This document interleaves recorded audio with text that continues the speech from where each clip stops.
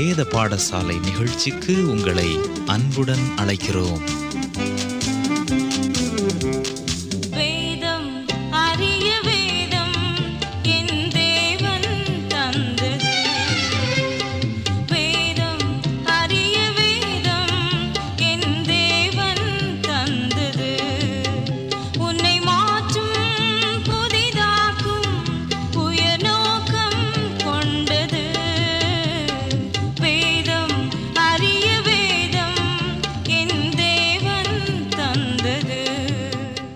நேயர்களே, இயேசு கிறிஸ்து மனிதனாக அவதரித்தது நற்செய்தியாகும். தம்முடைய நற்செய்தியை உலகம் முழுவதும் எடுத்துச் செல்ல இயேசு கையாண்ட வழிமுறைகளை இன்றைய நிகழ்ச்சியில் கேட்போம். கிறிஸ்துவுக்குள் பிரியமானவர்களே, வேத பாடசாலை நிகழ்ச்சியில் தவறாது கலந்து கொள்ளும் உங்களை குறித்து மகிழ்ச்சி அடைகிறோம். உலக மீட்பராம் இயேசு கிறிஸ்துவின் ஊழியங்களை விளக்கும் நற்செய்திய பகுதியை படிக்க ஆரம்பித்துள்ளோம். நாம் ஏற்கனவே 39 பழைய ஏற்பாட்டு புத்தகங்களை கற்று முடித்தோம். மேசியா வருகிறார் என்ற நற்செய்தியை தீர்க்கதரிசிகள் பலரும் முன்னுரைத்தனர். தீர்க்கதரிசிகளின் வாக்குப்படியே மேசியா அவதரித்தார் என்ற செய்தியையே நற்செய்தி புத்தகங்கள் கூறுகின்றன. கடந்த ஒரு வார காலமாக புதிய ஏற்பாடு கூறும் பொதுவான செய்திகள் என்ன, குறிப்பாக 4 நற்செய்தி புத்தகங்களிலும் காணப்படும் செய்திகள் என்ன என்பவைகளை கற்றுக்கொண்டோம். இன்று மத்தேயு நற்செய்தி புத்தகத்தின் முன்னுரையாக சில விஷயங்களை சிந்திப்போம். மத்தேயு நற்செய்தி புத்தகத்தை படிக்கும்போது நாம் 2 காரியங்களை கவனிக்க வேண்டும். முதலாவது, மத்தேயு நற்செய்தி புத்தகத்தில் இயேசு பின்பற்றும் வழிமுறைகளை கவனியுங்கள். நாம் ஏற்கனவே இயேசு ஒரு குறிப்பிட்ட பணியோடு வந்தார், அந்த பணிகளை பூர்ணமாக நிறைவேற்றினார் என்று கற்றுக்கொண்டோம். மத்தேயு நற்செய்தி புத்தகத்தில் இயேசு குறிப்பிட்ட பணியோடும் தரிசனத்தோடும் மட்டும் வந்தவர் அல்ல, அவர் தம்முடைய பணிகளை நிறைவேற்றும் வழிமுறைகளையும் கையாண்டார் என்பதையும் காண்கிறோம். மத்தேயு புத்தகத்தில் இயேசு கையாண்ட வழிமுறைகளை அறிந்து கொள்ள எத்தனை முறை இயேசு தம் கண்களை ஏறிட்டு பார்த்து பிரச்சனைகளோடு வந்த மக்கள் மீது மனதுருகினார் என்பதை கவனியுங்கள். ஒவ்வொரு முறை இயேசு ஜனக்கூட்டத்தை கண்டபோதும் சில யுக்திகளை கையாண்டார் என்று மத்தேயு புத்தகம் கூறுகிறது. முதல் முறையாக மத்தேயு 4ஆம் அதிகாரம் இறுதியில் கொடுக்கப்பட்டுள்ளது. இயேசு கலிலேயா கடற்கரையை சுற்றியுள்ள பகுதிகளில் ஆயிரக்கணக்கான மக்களுக்கு ஊழியம் செய்து வந்தார். இயேசு ஜனக்கூட்டத்தை ஏறிட்டு பார்த்தபோது பலவித வியாதிகளையும் வேதனைகளையும் உடையவர்களை காண முடிந்தது. இன்றைய கலாச்சாரத்தில் பிரச்சனைகள் அனைத்தும் நிர்வாகமயமாக்கப்பட்டுவிட்டது. நாம் மனநோயாளிகள், போரில் காயமடைந்தோர், தீராத வியாதிகள் மற்றும் முதியோர்க்கென நிர்வாகங்கள் அமைத்து இந்த பிரச்சனைகளை நிர்வாகமயமாக்கிவிட்டோம். ஆகவே இன்றைய கலாச்சாரத்தில் இவர்கள் நம்முடைய கண்களுக்கு புலப்படாதவர்களாக உள்ளனர். ஏன், இவர்களை நாம் நினைத்து பார்ப்பது கூட இல்லை. இயேசு தம்முடைய நாட்களில் ஜனக்கூட்டத்தை கண்டபோது வியாதி உள்ளவர்கள், வேதனைப்படுபவர்கள் அந்த கூட்டத்தாரிடையே காணப்பட்டனர். இயேசு அவர்களை கண்டு மனதுருகினார் என்று வாசிக்கிறோம். கிரேக்க மொழியிலே இயேசு ஜனங்களின் வியாதிகளையும் வேதனைகளையும் கண்டு அழுதபோது அவர் உடல் கலக்கத்தால் நடுங்கியது என்று பொருள்படுமாறு எழுதப்பட்டுள்ளது. இயேசு திரளான ஜனங்களை கண்டு மலையின் மேல் ஏறினார் என்று வாசிக்கிறோம். கலிலேயா கடற்கரையில் அமைந்துள்ள குன்றின் மீது அமர்ந்து இயேசு பிரசங்கித்தார் என்று நம்பப்படுகிறது. இந்த குன்று கடற்கரையிலிருந்து படிப்படியாக உயர்கிறது. அங்கு இயேசு உயரமான இடத்தில் சென்று அமர்ந்தார். மார்க்கு 3ஆம் அதிகாரம் 13ஆம் வசனத்தை கவனியுங்கள். பின்பு அவர் ஒரு மலையின் மேல் ஏறி தமக்கு சித்தமானவர்களை தம்மிடத்தில் வரவழைத்தார். அவர்கள் அவரிடத்திற்கு வந்தார்கள். இவ்வாறு இயேசு கூட்டத்தினரை அமர செய்த பின்பு மத்தேயு 5ஆம், 6ஆம், 7ஆம் அதிகாரங்களில் காணப்படும் போதனைகளை கொடுத்தார். இதனை நாம் மலை பிரசங்கம் என்று அழைக்கிறோம். இயேசு அருளிய பெரிய பிரசங்கங்களில் இதுவும் ஒன்று. மலை பிரசங்கத்தில் இயேசு கற்றுக் கொடுக்கும் யுக்தியை கவனியுங்கள். இயேசு தம்மிடம் வரவழைத்தவர்களிடம் இவர்கள் மலை அடிவாரத்தில் அமர்ந்திருக்கும் மக்களின் பிரச்சனைகளுக்கு எவ்வாறு பரிகாரமாக அமைய முடியும் என்பதை கற்றுக் கொடுத்தார். இயேசு தாம் அருள இருக்கும் விடுதலையில் இவர்கள் எவ்வாறு பங்கு பெற முடியும் என்பதை கற்றுக் கொடுத்தார். இதனை முதல் கிறிஸ்தவ சிறப்பு கூட்டம் என்று அழைக்கலாம். இங்கு இயேசு ஓர் அறைகூவல் விடுப்பதை கவனிக்கலாம். நீ எங்கே இருக்கிறாய் என்பதே அந்த அறைகூவல். இயேசுவின் போதனைகள் பலவும் 2 விதமான மக்களை படம் பிடித்து காட்டுகிறது. முதலாவது, வியாதிகளோடு வேதனைகளோடு காணப்படும் மக்கள். இயேசு மலை பிரசங்கம் செய்யும் போதும் இந்நிலையில் உள்ள மக்கள் கூட்டத்தினரிடையே காணப்பட்டனர். இரண்டாவதாக, இயேசு கூட்டத்தாரிடையே திரும்பி சிலரை சீஷர்களாக அழைத்து இந்த பிரச்சனைகளுக்கு பரிகாரமாக இருக்கும்படியாக இவர்களுக்கு பயிற்சி கொடுக்கிறார். இன்று நமக்கும் அறைகூவல் விடுக்கப்படுகிறது. நாம் பிரச்சனையின் அங்கத்தினர்களாக இருக்கிறோமா, அல்லது இயேசு அருளும் பரிகாரத்தின் அங்கத்தினர்களாக இருக்கிறோமா? நாம் பதிலாக இருக்கிறோமா, அல்லது மற்றுமோர் கேள்விக்குறியாக இருக்கிறோமா? இயேசு முதலாவது கிறிஸ்தவ சிறப்பு கூட்டத்தை ஒழுங்கு செய்த போது அவர் மிகவும் சிறந்த யுக்தியை கையாளுகிறார். இயேசுவின் முன்னிருக்கும் கூட்டத்தின் உலக தேவைகளை அடையாளப்படுத்துகிறார்கள்.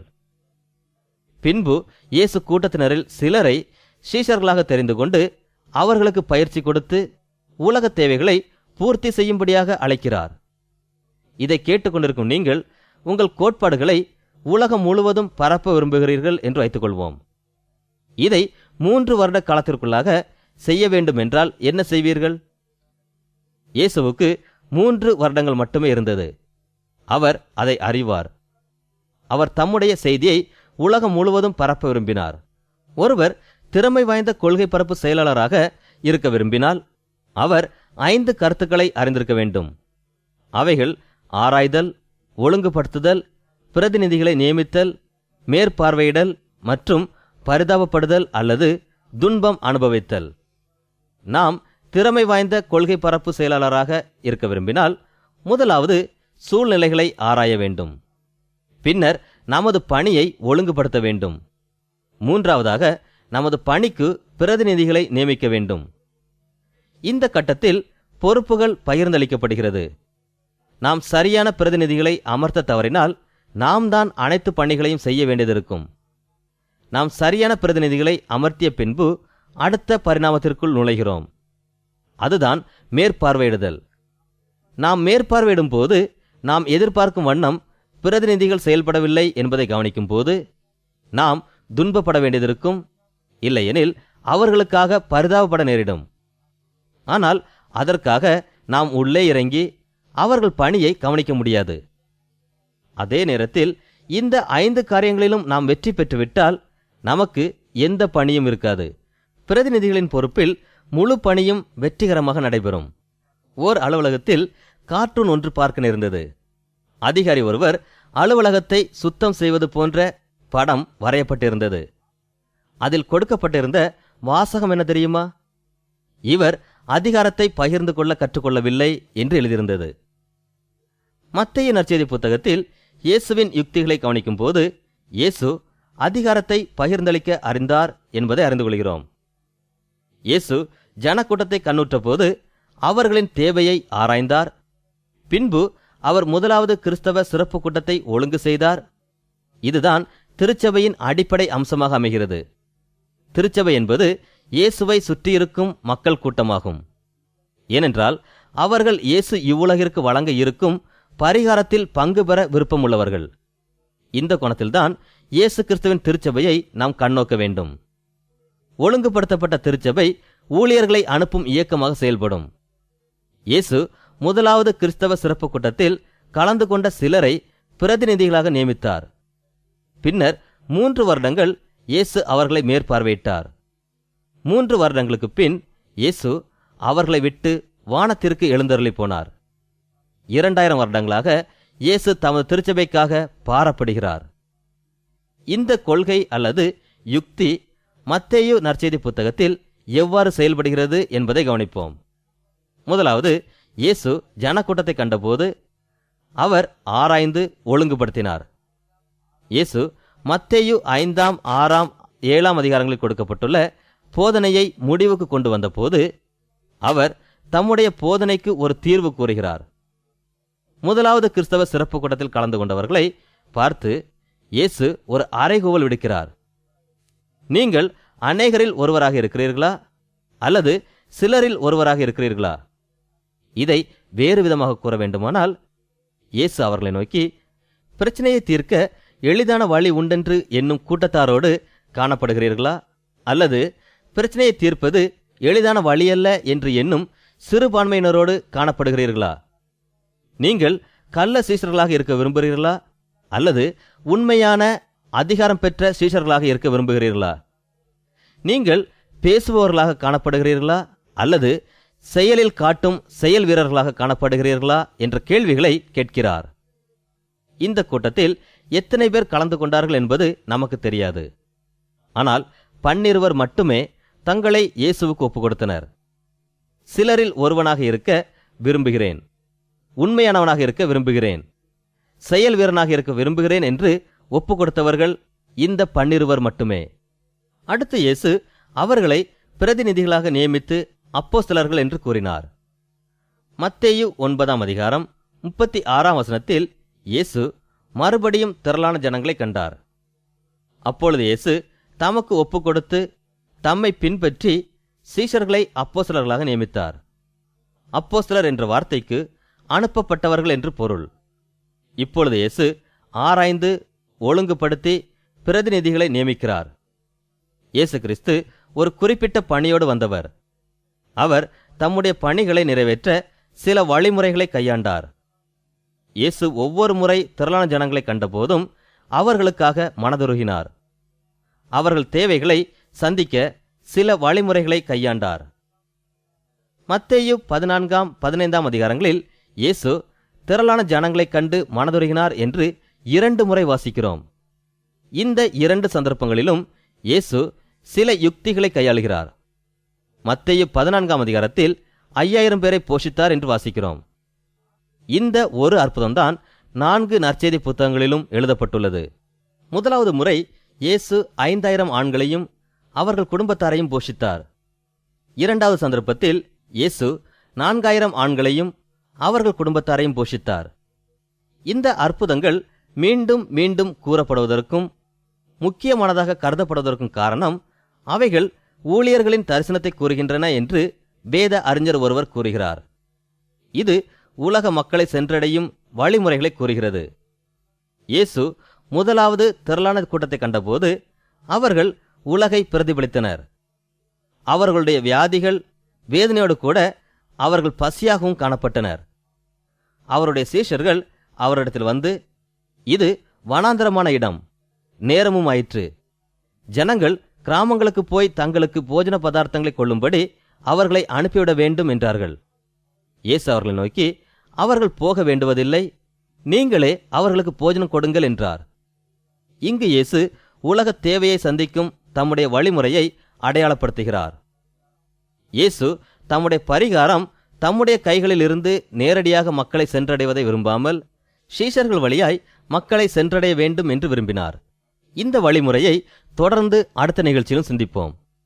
அன்பானவர்களே, இயேசு 5000 ஆண்களையும் அவர்கள் குடும்பங்களையும் போஷித்ததை விசுவாசிக்கிறீர்களா? இந்த அற்புதம் 4 நற்செய்தி புத்தகங்களிலும் தரப்பட்டுள்ளது. வேதாகமம் முக்கியமான செய்திகளை மீண்டும் மீண்டும் வலியுறுத்துகிறது. சிருஷ்டிப்பின் வரலாறு, மோசேயின் கட்டளைகள், கிறிஸ்துவுக்கு முன் 1000 முதல் 500 ஆண்டுகள் வரையிலான எபிரேயர்களின் சரித்திரம், இயேசுவின் வாழ்க்கை வரலாறு, 5000 பேரை போஷித்தல் ஆகிய சம்பவங்கள் மீண்டும் மீண்டும் எழுதப்பட்டுள்ளன. இன்றும் இயேசு தம்முடைய பரிகாரம் நம்முடைய கைகளின் வழியாய் கடந்து செல்ல வேண்டும் என்று விரும்புகிறார். இதுதான் இயேசு நம்முன் வைத்திருக்கும் வழிமுறை. இயேசுவுக்கு நம்மை முற்றிலுமாக ஒப்புக் கொடுப்போம். அவரே நம்மை வல்லமையாய் பயன்படுத்துவார். 5000 ஆண்களையும் அவர்கள் குடும்பங்களையும் இயேசு போஷித்த அற்புதத்தையும், பின்னர் 4000 ஆண்களையும் அவர்கள் குடும்பங்களையும் இயேசு போஷித்த அற்புதத்தையும் சிந்திக்க ஆரம்பித்தோம். இந்த அற்புதங்களை மீண்டும் சிந்திப்போம். முதலாவது சந்தர்ப்பத்தில் 5000 ஆண்களும், இரண்டாவது சந்தர்ப்பத்தில் 4000 ஆண்களும் அவர்களோடு பெண்களும் குழந்தைகளும் இருந்ததாகவும் கூறப்பட்டுள்ளது. இதன் பொருள் மத்தேயு 14 அதிகாரத்தில் 5000 ஆண்களும் அவர்கள் குடும்பங்களும் இருந்தனர். எனவே அவர்கள் சுமார் 20000 பேர் இருந்திருக்கக்கூடும். 20000 மக்களை போஷிக்க எவ்வளவு அப்பங்களும் மீன்களும் தேவைப்படும் என்று சற்று யோசித்து பாருங்கள். இயேசு அத்தனை அப்பங்களையும் மீன்களையும் ஒரே நேரத்தில் தம்முடைய கைகளில் வைத்திருந்தார் என்று எண்ணுகிறீர்களா? 12 சீசர்களும் அத்தனை அப்பங்களையும் மீன்களையும் ஒரே நேரத்தில் தங்கள் கைகளில் ஏந்தி சென்றார்கள் என்று எண்ணுகிறீர்களா? நன்றாக கவனித்து பார்ப்போம் என்றால், இயேசுவின் கைகளிலிருந்து இந்த அப்பங்களும் மீன்களும் சீஷர்கள் வழியாக அந்த மக்களை சென்றடையும் போதே அற்புதம் நடந்தது. இந்த சம்பவத்தை நன்றாக கவனியுங்கள். இயேசு அவர்களை நோக்கி, அவர்கள் போக வேண்டுவதில்லை, நீங்களே அவர்களுக்கு போஜனம் கொடுங்கள் என்றார். பின்பு அந்திரேயா ஒரு சிறுவன் 5 வாற்கோதுமை அப்பங்களையும் 2 மீன்களையும் வைத்திருப்பதை கண்டான். அந்திரேயா இயேசுவை நோக்கி, இங்கே ஒரு பையன் இருக்கிறான், அவன் கையில் 5 வாற்கோதுமை அப்பங்களும் 2 மீன்களும் உண்டு, ஆனாலும் அவைகள் இத்தனை ஜனங்களுக்கு எம்மாத்திரம் என்றான். இயேசு அந்த அப்பங்களையும் மீன்களையும் எடுத்து ஆசீர்வதித்து அவைகளை பிட்டு சீஷர்களுக்கு கொடுத்தார். சீஷர்கள் அவைகளை ஜனங்களுக்கு பரிமாறினார்கள். எப்பொழுது அற்புதம் நடைபெற்றது என்று நினைக்கிறீர்கள்? எப்பொழுது சிறுவனின் அப்பங்களையும் மீன்களையும் 20,000 பேருக்கு கொடுக்க முடியும் என்ற விசுவாசம் சீஷர்களின் மனதில் தோன்றியதோ அப்போதே அற்புதம் நடைபெற்றது. இந்த அற்புதம் இயேசு தண்ணீரை திராட்சரசமாக்கின அற்புதத்துக்கு ஒத்ததாயிருக்கிறது. அந்த அற்புதம் யோவான் 2ஆம் அதிகாரத்தில் எழுதப்பட்டுள்ளது. இயேசுவும் அவருடைய தாயாரும் ஒரு கல்யாணத்திற்கு விருந்தினர்களாக அழைக்கப்பட்டிருந்தார்கள். திராட்சரசம் குறைவுபட்ட போது இயேசுவின் தாய் அவரை நோக்கி, அவர்களுக்கு திராட்சரசம் இல்லை என்றாள். இயேசுவின் தாய் அவரை உதவி செய்யுமாறு கேட்பது போல் தெரிகிறது. அவரோ, நான் எதுவும் செய்ய போவதில்லை என்பது போல் பதிலளிக்கிறார். ஆனாலும் அவருடைய தாய் வேலைக்காரரை நோக்கி, அவர் உங்களுக்கு என்ன சொல்லுகிறாரோ அதன்படி செய்யுங்கள் என்றாள். அங்கு 6 கற்சாடிகள் வைக்கப்பட்டிருந்தது. இயேசு வேலைக்காரரை நோக்கி, ஜாடிகளிலே தண்ணீர் நிரப்புங்கள் என்றார். அவர்கள் அவைகளை நிறைய நிரப்பினார்கள். இயேசு திராட்சரசத்தை பரிமாறுங்கள் என்றார். இப்பொழுது நாங்கள் ஊற்றிய தண்ணீரைத்தானே பரிமாற கூறுகிறீர் என்று அந்த வேலைக்காரர் கேட்டிருக்க வேண்டும். ஆனால் அந்த ரசத்தை பரிமாறிய பின் நடந்தது என்ன தெரியுமா? ஒருவன் விருந்து கொடுக்கும்போது முதலாவது நல்ல திராட்சரசத்தை கொடுப்பான். ஜனங்கள் திருப்தி அடைந்த பின்னர் ருசி குறைந்ததை கொடுப்பான். ஆனால் நீரோ நல்ல திராட்சரசத்தை இதுவரைக்கும் வைத்திருந்தீரே என்றார்கள். இது ஒரு பெரிய அற்புதம். ஆனால் இந்த அற்புதம் எப்போது நடைபெற்றது? தண்ணீர் எப்போது திராட்சரசம் மாறியது? எப்பொழுது வேலைக்காரர்கள் கீழ்ப்படிந்து தண்ணீரை பரிமாறினார்களோ அப்பொழுது அற்புதம் நடந்தது. எப்பொழுது அவர்கள் விசுவாசத்தோடு கீழ்ப்படிந்தார்களோ அப்பொழுது அற்புதம் நடந்தது. அதுபோலவே எப்பொழுது அப்பங்களும் மீன்களும் விருத்தியடைந்தது? எப்பொழுது அவர்கள் 5 அப்பங்களையும் 2 மீன்களையும் கொண்டு ஆயிரக்கணக்கான மக்களை போஷிக்க முடியும் என்று விசுவாசித்தார்களோ அப்பொழுதே அற்புதம் நடைபெற்றது. எப்பொழுது அவர்கள் விசுவாசத்தோடு கீழ்ப்படிந்தார்களோ அப்பொழுதே அற்புதம் நடைபெற்றது. இயேசுவின் யுக்தி இந்த அற்புதத்தில் உவமானமாக படம் பிடித்து காட்டப்பட்டுள்ளது. இயேசு உலக இரட்சகராக இவ்வுலகிற்கு வந்தார். யோவான் 3ஆம் அதிகாரத்தில் இயேசு, நானே தேவனின் ஒரே இரட்சகர், தேவனின் ஒரே தீர்வு மற்றும் நானே தேவனுடைய ஒரே குமாரன் என்றார். இயேசு தம்முடைய ரட்சிப்பு இந்த உலகிற்கு தம்முடைய சீசர்கள் வழியாகவும் தம்முடைய திருச்சபை வழியாக காணாமற் போன உலகிற்கு கடந்து போகும்படியாகவும் விரும்பினார். அதன் பொருள் என்னவென்றால், உங்களையும் என்னையும் போன்ற மக்கள் வழியாய் கடந்து செல்ல விரும்பினார். இயேசு 5000 பேரை போஷிக்க வேறு ஏதாவது வழியை கையாண்டிருக்கலாம். அவர் ஏன் அந்த பதார்த்தங்கள் சீசர்கள் கையிலிருந்து கடந்து போகும்படியாக செய்தார்? உலக மக்களின் தேவையை என்னை ஏற்றுக்கொண்ட மக்கள் வழியாகவும் திருச்சபையின் வழியாகவுமே நிறைவேற்றப் போகிறேன் என்பதை காட்டவே இவ்வாறு செய்தார். இயேசு ஆராய்ந்து ஒழுங்குபடுத்தி பிரதிநிதிகளை நியமித்து விட்டார். இப்பொழுது அவர் மேற்பார்வையிடுகிறார். இப்பொழுது இயேசு ஆசீர்வாதம் தம்முடைய கையிலிருந்து தம்முடைய சீஷர்கள் வழியாக தேவையுள்ள ஜனங்களிடம் சென்றடைவதை மேற்பார்வையிடுகிறார். மத்தேயு நற்செய்தி புத்தகத்தில் உருவாகும் இந்த அழகிய முறை அல்லது இந்த மாதிரி மத்தேயு 28ஆம் அதிகாரத்தில் காணப்படும் பெரிய கட்டளையில் உன்னத ஸ்தானத்தை அடைகிறது என்பதை கவனியுங்கள். இவர்கள் இந்த மாதிரியை கற்றுக்கொள்ளும்படியாய் இயேசு 3 வருடங்கள் உழைத்தார். இயேசு உலக ஜனங்களுக்கு வழங்க இருக்கும் எல்லாவித நன்மைகளும் சீஷர்கள் வழியாய் செல்ல வேண்டும். இயேசு பெரிய கட்டளையை அவர்களுக்கு கொடுக்கும்போது இந்த மாதிரியை மிகவும் அழுத்தமாக கற்றுக் கொடுக்கிறார். இயேசு ஸ்திரீகளை சந்தித்து, என் சகோதரர்களை கலிலேயாவுக்கு போகும்படி சொல்லுங்கள் என்று சொன்னபோது அவர் சிலுவையில் அறையப்பட்டு உயிர் தெழுந்திருந்தார். இயேசு சிலுவையில் அறையப்படும் முன்பாக, நான் உயிர் தெழுந்த பின்பு உங்களுக்கு முன்னே கலிலேயாவுக்கு போவேன் என்றும் கூறியிருந்தார். ஒருவேளை நமக்கு மரண தண்டனை விதிக்கப்பட்டால் நாம் ஒரு சிலரை சந்திக்க ஆயத்தப்படுவோம். இயேசு, நான் உங்களை கலிலேயாவில் சந்திப்பேன் என்று கூறுகிறார். இயேசு உயிர்த்தெழுந்த செய்தியை கேள்விப்பட்ட போது சீஷர்கள் இதை நினைவு கூர்ந்தார்கள். சீஷர்கள் கலிலேயாவில் கூடி வந்தனர். அங்கே இயேசு அவர்களுக்கு இந்த கட்டளையை கொடுத்தார். மத்தேயு 28 அதிகாரம் 18, 19, 20 வசனங்கள். வானத்திலும் பூமியிலும் சகல அதிகாரமும் எனக்கு கொடுக்கப்பட்டிருக்கிறது. ஆகையால் நீங்கள் புறப்பட்டு போய் சகல ஜாதிகளையும் சீஷராக்கி பிதா, குமாரன், பரிசுத்த ஆவியின் நாமத்தினாலே அவர்களுக்கு ஞானஸ்நானம் கொடுத்து, நான் உங்களுக்கு கட்டளையிட்ட யாவையும் அவர்கள் கைக்கொள்ளும்படி அவர்களுக்கு உபதேசம் பண்ணுங்கள். இதோ உலகத்தின் முடிவு பரியந்தம் சகல நாட்களிலும் நான் உங்களுடனே கூட இருக்கிறேன் என்றார். 4 நற்செய்தி புத்தகங்களும் இந்த கட்டளையோடு நிறைவு பெறுகிறது. திருச்சபை வரலாற்று புத்தகமாகிய அப்போஸ்தல நடபடிகள் இந்த கட்டளையோடு ஆரம்பமாகிறது.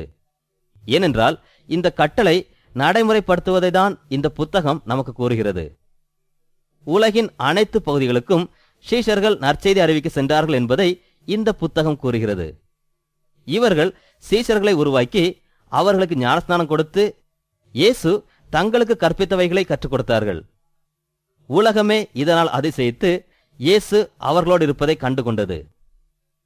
பெந்தேகொஸ்து நாளில் பெரிய அடையாளங்களோடும் அற்புதங்களோடும் சபை பிறந்தபோது பேதுரு, இவைகளை நடப்பிப்பவர் யார் என்று உங்களுக்கு தெரியுமா? நீங்கள் சிலுவையில் அறைந்த இயேசுவே இவைகளை நடப்பிக்கிறார். அவர் உயிர்த்தெழுந்தார். அவர் பிதாவின் வலது பார்சத்தில் அமர்ந்து இவைகளை நடப்பிக்கிறார் என்று கூறினார். கவனியுங்கள், இயேசு தமது திருச்சபையை மேற்பார்வையிட்டு அதற்காக வேதனை அனுபவிக்கிறார். இன்றும் அதே பணியை செய்து வருகிறார். திருச்சபை பல முறை துன்பங்களை கடந்து வந்துள்ளது. இந்நேரங்களில் இயேசு எவ்வளவு தூரம் வேதனை அடைந்திருப்பார். இன்றும் பல இடங்களில் திருச்சபை துன்பங்களினூடே கடந்து செல்கிறது. அதே நேரத்தில் திருச்சபை தன்னுடைய பணியை சரிவர செய்யாத போது எவ்வளவு தூரம் வேதனை அடைந்திருப்பார் என்பதையும் சிந்தித்து பாருங்கள். இயேசுவை வேதனையடைய செய்யும் ஒரு காரியம் ஆழமில்லாத தன்மையும் போலியான வாழ்க்கையுமாகும். இயேசு தமது திருச்சபை நற்செய்தியை பரப்பும் ஒரு இயக்கமாக செயல்பட வேண்டும் என்று விரும்பினார். ஆனால் இன்று அநேக திருச்சபைகள் இயேசு விரும்பும் வண்ணமாக செயல்படவில்லை. அவர்கள் தங்கள் தேவைகளை முன்வைத்தே செயல்படுகின்றனர். நற்செய்தியை அறிவிக்கும் இயக்கமாக செயல்படவில்லை. அன்பானவர்களே, மத்தேயு நற்செய்தி புத்தகத்தை படிக்கும் போது இயேசு பின்பற்றும் வழிமுறைகளை கவனிக்க வேண்டும். மத்தேயு 4 அதிகாரத்தின் இறுதியில் அவர் திரளான ஜனங்களை கண்டபோது முதலாவது கிறிஸ்தவ சிறப்பு கூட்டத்தை ஒழுங்கு செய்வதிலிருந்து இயேசு பின்பற்றும் வழிமுறைகளை நாம் கண்டுகொள்ளலாம். முதலாவது சிறப்பு கூட்ட கருத்துக்களை கற்றுக்கொள்வதில் நாம் அதிக நேரம் செலவிட இருக்கிறோம். இயேசுவின் போதனைகள் மத்தேயு 5, 6, 7 அதிகாரங்களில் அடங்கியிருக்கிறது.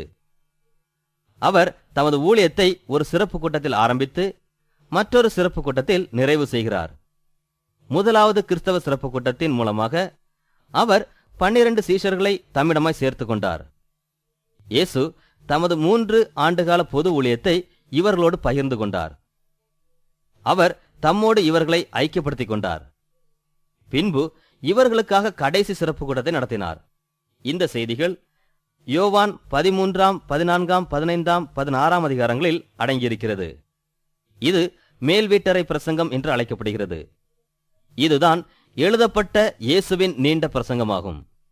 மேலும் இயேசு உலகத்தின் தேவைகளை பிரதிபலித்த ஜனக்கூட்டத்தை கண்ணுற்ற போது சீஷர்களிடமாக திரும்பி அவர்களை பயிற்றுவித்தார்.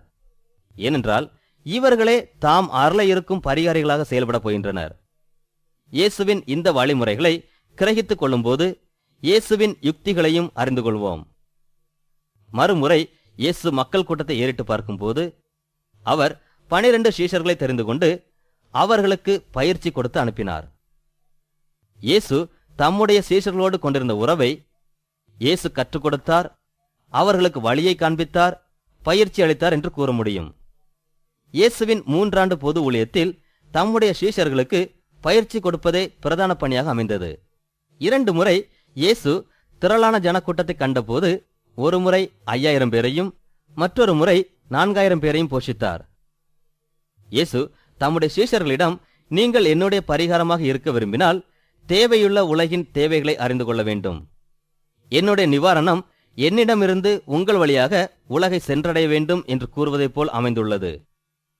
இயேசுவின் யுக்தி மத்தேயு 28 அதிகாரத்தில் மிகவும் உன்னதமான நிலையை அடைகிறது. இயேசு 3 வருடம் தம்முடைய சீஷர்களுக்கு பயிற்சி கொடுத்த பின்பு இப்போது தீர்வு உங்களிடம் விடப்படுகிறது. நானே பரிகாரம், சகல அதிகாரமும் எனக்கு கொடுக்கப்பட்டுள்ளது. ஆகவே நீங்கள் உலகை உற்று பாருங்கள், தேவை நிறைந்த இடங்களுக்கு செல்லுங்கள், அவர்களை சீஷராக்குங்கள், அவர்களுக்கு ஞானஸ்நானம் கொடுத்து நான் உங்களுக்கு கட்டளையிட்ட யாவையும் அவர்கள் கைக்கொள்ளும்படி அவர்களுக்கு உபதேசம் பண்ணுங்கள். நீங்கள் பயப்பட வேண்டாம், ஏனெனில் உலகத்தின் முடிவு பரியந்தம் சகல நாட்களிலும் நான் உங்களுடனே கூட இருக்கிறேன். இதுதான் நான் கொடுக்கும் தீர்வு, இதுவே என் பதில். நீங்களே என் பதில், நீங்களே என் பரிகாரம் என்றார். அன்பானவர்களே, இயேசு இவ்வுலகில் ஆன்மீக வாழ்க்கையில் குறைவுபட்டவர்களுக்கு வழங்கும் பரிகாரமாக நாம் காணப்படுகிறோமா? இல்லையெனில் நாமும் ஆவிக்குரிய வாழ்க்கையில் குறைவுபட்டவர்களாய் வாழ்கிறோமா? ஆவிக்குரிய வாழ்க்கையில் குறைவுபட்டவர்களாக காணப்படுவோமேயானால் இன்றே இயேசுவிடம் வருவோம். அவர் அருளும் இரட்சிப்பையும் சமாதானத்தையும் பெற்றுக்கொள்வோம். இந்நிகழ்ச்சி உங்களுக்கு ஆசீர்வாதமாக இருந்திருக்கும் என்று நம்புகிறோம். எங்கள் முகவரி: வேத பாடசாலை, தபால் பெட்டி எண் 34, திருநெல்வேலி 2, தமிழ்நாடு.